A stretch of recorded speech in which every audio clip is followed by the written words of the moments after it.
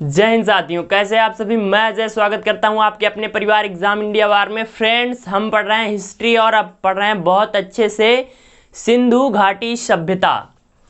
तो हमने अपने पिछली क्लास में पशुपालन, शिल्प, तकनीकी ज्ञान, व्यापार के बारे में पढ़ा था साथी। आज पढ़ेंगे हम किसके बारे में? सामाजिक जीवन के बारे में, यानी सिंधु सभ्यता के लोगों का सामाजिक जीवन कैसा था। तो हेडिंग डाल दीजिए अपना सामाजिक जीवन।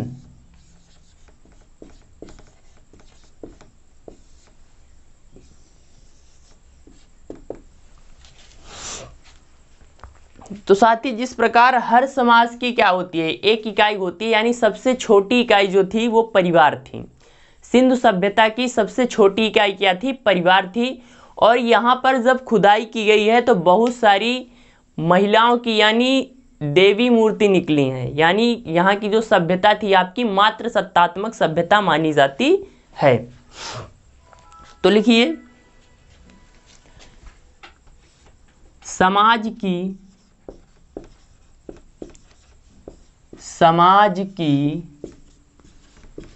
सबसे छोटी इकाई परिवार।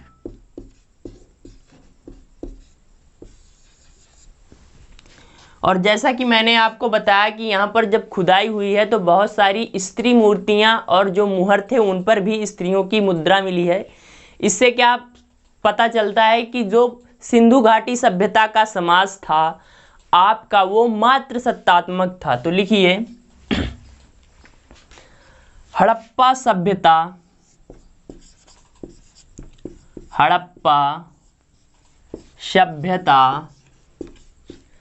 मात्र सत्तात्मक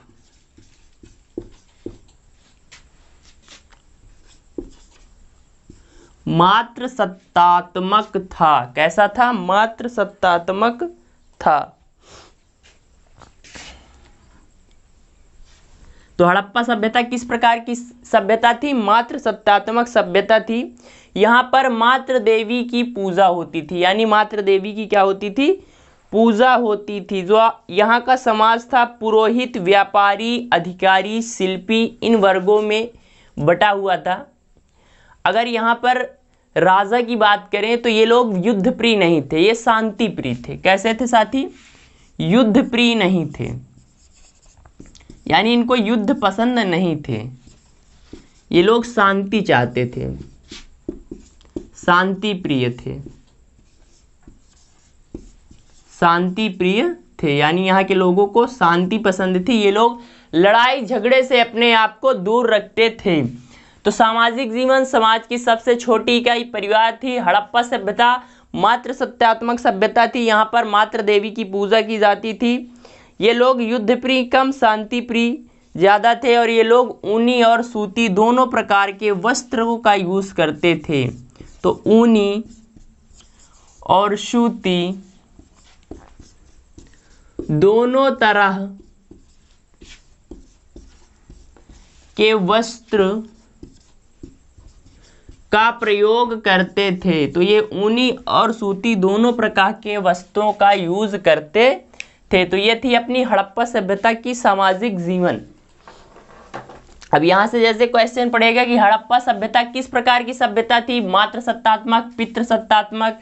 तो आप क्या बताएंगे कि मात्र सत्तात्मक सभ्यता थी। यहाँ के लोग युद्ध प्रिय थे कि शांति प्रिय? तो भाई साहब शांति प्रिय थे। समाज की सबसे छोटी इकाई परिवार थी। क्या हड़प्पा सभ्यता के लोग ऊनी वस्त्रों का यूज करते थे, सूती या फिर दोनों? तो आप बताएंगे कि भाई साहब उनको दोनों तरह के वस्त्रों का ज्ञान था। अब बात करते हैं साथी धार्मिक प्रथा, धार्मिक। पर उससे पहले मैं आपको राजनीतिक के बारे में बता दूं कि यहाँ के जो लोग थे, जो माना जाता है कि हड़प्पा सभ्यता का समाज जो था वणिक वर्ग यानी शासन वर्ग के हाथों में था। जो आपका व्यापार, जो यहाँ का शासन था, जो हड़प्पा का या जो सिंधु घाटी सभ्यता का शासन था उस टाइम पर आपका समाज 4 वर्गों में विभाजित नहीं था। यह आपका उत्तर वैदिक काल में होता है। जब वैदिक काल पढ़ेंगे तो उसमें एक ऋग्वैदिक काल और एक उत्तर वैदिक काल आता है। तो आपके उत्तर वैदिक काल में समाज को 4 भागों में बांट दिया जाता है, ब्राह्मण, क्षत्रिय, वैश्य, शूद्र। इससे पहले आपकी हड़प्पा सभ्यता में ऐसा कुछ नहीं था। तो जो शासन था वो किसके हाथ में था? आपका वणिक वर्ग। वणिक मीन्स आपका व्यापारी वर्ग, वणिक वर्ग के हाथ में था। इस बात को नोट कर लेना। अब साथ ही बात करेंगे किसकी? धार्मिक प्रथा। ये लोग धर्म में किस प्रकार आपका विश्वास करते थे? तो हेडिंग डाल दीजिए धार्मिक प्रथा। प्रथा हड़प्पा सभ्यता के लोगों के धर्म के बारे में बात करते हैं साथी। तो यहाँ से एक उर्वरता देवी की पूजा में वो मूर्ति मिली है। उर्वरता देवी यानी आपकी पृथ्वी देवी की मूर्ति मिली है। यहाँ से एक मूर्ति मिली है, मूर्ति मिली है साथी, जिसमें क्या दिखाया गया है कि स्त्री के गर्भ से पौधा निकल रहा है। स्त्री के गर्भ से पौधा निकल रहा है। और ये किसकी मूर्ति मानी गई साथी? तो आपकी उर्वरता, उर्वरता या फिर आपकी पृथ्वी देवी, पृथ्वी देवी की मूर्ति मानी गई है साथी। इसके अलावा यहां से जो आपका स्वास्तिक का चिन्ह होता है, आपका स्वास्तिक का चिन्ह होता है ना इस प्रकार, ये स्वास्तिक का चिन्ह होता है। तो यहां पर एक मुद्रा में स्वास्तिक का चिन्ह मिला है, जो कि आपके सूर्य पूजा का या सूर्य पूजा का आपका माना जाता है। तो लिख लीजिए मोहनजोदड़ो से। कहां से स्वास्तिक का चिन्ह प्राप्त हुआ है आपका? तो मोहनजोदड़ो से, मोहनजोदड़ो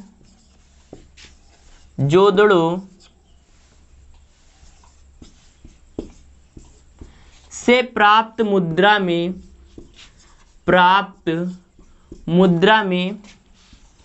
स्वास्तिक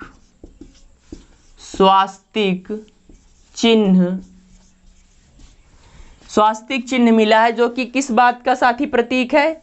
जो कि सूर्य पूजा का प्रतीक है, जो कि सूर्य पूजा का प्रतीक माना जाता है। तो आपके मोहनजोदड़ो से एक मुद्रा प्राप्त हुई है, एक मुहर प्राप्त हुई है, जिस पर आपके स्वास्तिक चिन्ह अंकित है, जो कि आपके सूर्य पूजा का प्रतीक माना जाता है। इसके अलावा साथी ये लोग ताबीज पहनते थे, ये लोग भूत प्रेत में विश्वास करते थे। तो ये तो नहीं पूछेगा कि ताबीज पहनते थे कि नहीं, बट आपकी जानकारी के लिए फॉर नॉलेज मैंने आपको बता दिया कि भाई साहब ये लोग भी भूत प्रेत मानते थे। वैसे काफ़ी पुराना है भूत प्रेत का चक्कर। इसके अलावा साथी एक योगी की ध्यान मुद्रा मिली है, जिसके चारों ओर पशु बैठे हैं, जिसे आप उस टाइम के पशु देवता बोल सकते हैं। तो लिख लीजिए एक योगी की ध्यान मुद्रा मूर्ति मिली है, जिसके चारों ओर क्या है साथी? जिसके चारों ओर कई टाइप के जानवर हैं, जिसमें से आपका आ जाता है कौन कौन सा जानवर है? हाथी, बाघ, गैंडा, भैंसा और साथ ही 2 हिरन। यानी एक हाथी, एक बाघ, एक गैंडा, एक भैंसा और 2 हिरन इस मुद्रा या मूर्ति के चारों ओर बैठे हुए मिले हैं। साथ ही ये लोग, मैंने आपको पता है, हाँ, ये लोग वृक्ष पूजा भी करते थे। मोस्टली ये क्या करते थे? वृक्ष पूजा करते थे। मूर्ति पूजा का कोई साक्ष्य नहीं मिलता। वही मातृ देवी की पूजा की जाती थी, यानी प्रकृति को पूजते थे लोग। मूर्ति पूजा और मंदिर के अवशेष का कोई भी यहाँ पर नहीं मिलता। तो यानी आपके मंदिर और मूर्ति पूजा इस टाइम में प्रचलित नहीं थी। अब बात करते हैं हड़प्पाई लिपि की। किसकी बात करेंगे? हड़प्पा की लिपि की। तो यहाँ की जो लिपि है आपकी चित्रात्मक है, जैसे कि यहाँ पर मछली का चिन्ह मिला है, मानव की आकृति का चिन्ह मिला है, इस प्रकार चिन्ह वाली लिखावट है। तो लिख लीजिए लिपि, हड़प्पाई लिपि या सिंधु लिपि, जो आप लिखें सिंधु घाटी लिपि।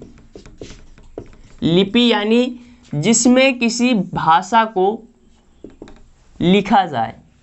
साथ ही सबसे पहले जो आपकी हड़प्पा सभ्यता की लिपि के बारे में बात की गई थी, विचार व्यक्त किया गया था, वो 1873 में अलेक्जेंडर कनिंघम द्वारा। 1873 में सर्वप्रथम अलेक्जेंडर कनिंघम ने, अलेक्जेंडर जो कि क्या है, एक इतिहासकार हैं, कनिंघम ने इस लिपि के बारे में, इस लिपि के बारे में विचार व्यक्त किया, विचार व्यक्त किया। तो पूछेगा कि हड़प्पा सभ्यता की लिपि के बारे में सर्वप्रथम विचार किस इतिहासकार ने व्यक्त किए थे? तो आप बताएंगे कि भाई साहब अलेक्जेंडर कनिंघम ने किए थे। फिर इसको पढ़ने का सर्वप्रथम जो प्रयास है वो वेडल नाम के एक इतिहासकार होते हैं, पुरातत्ववेत्ता होते हैं, उनने किया है। तो लिखिए कि 1925 में सर्वप्रथम पढ़ने का